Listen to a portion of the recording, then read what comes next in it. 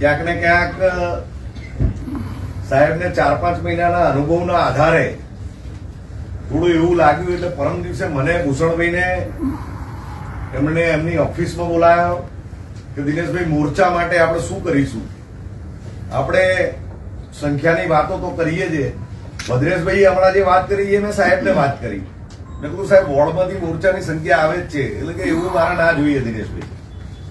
એમણે કડક ભાષાની અંદર કહ્યું કે મોરચાની જવાબદારી વિશેષ છે. અમદાવાદ શહેરના જેમ ભૂષણભાઈએ કહ્યું એમ પહેલી વખત અધ્યક્ષ બન્યા છે જગદીશભાઈ, અને 17મી તારીખનો શો એ દિવાળીના 3 દિવસ પહેલાનો શો કરવાનો છે. 2000 તો નહીં પણ 4000 સંખ્યા તમારા લાવો તો જ તમે આ મોરચાની સાચી મહેનત કરી કહેવાય. મિત્રો, પરમ દિવસે મેં માનનીય અધ્યક્ષ જોડે વાત કરી, બંને મહામંત્રી જોડે મેં વાત કરી, ભૂષણભાઈ વાત કરી. સાહેબ રોજ 3 દિવસથી રોજ મને ફોન કરે છે કે શું થયું, શું ચિંતા થઈ. મેં સાહેબને તમારા વગર કીધે કહ્યું હતું, જેમ ભદ્રેશભાઈ મને કહ્યું કે દિનેશભાઈ હું પર્સનલી ફોન કરીશ અને 150-200 ની સંખ્યા આવશે એવું મને કહ્યું હતું. આ મિત્રો, આ ગંભીરતા હું કહેવા માટે ખાલી ઉભો નથી થયો. પાર્ટી 3 મહિના બાકી છે.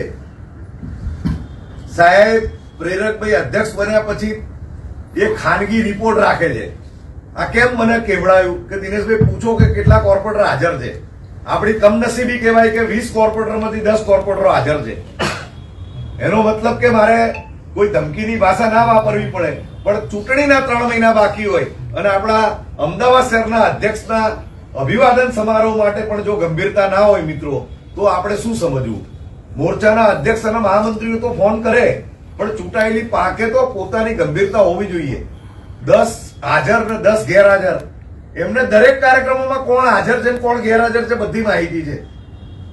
અને બધા લોકોને બોલાવીને કહે છે બી ખરા. કોકને જાહેરમાં બી કહે છે અને કોકને ખાનગીમાં બી કહે છે.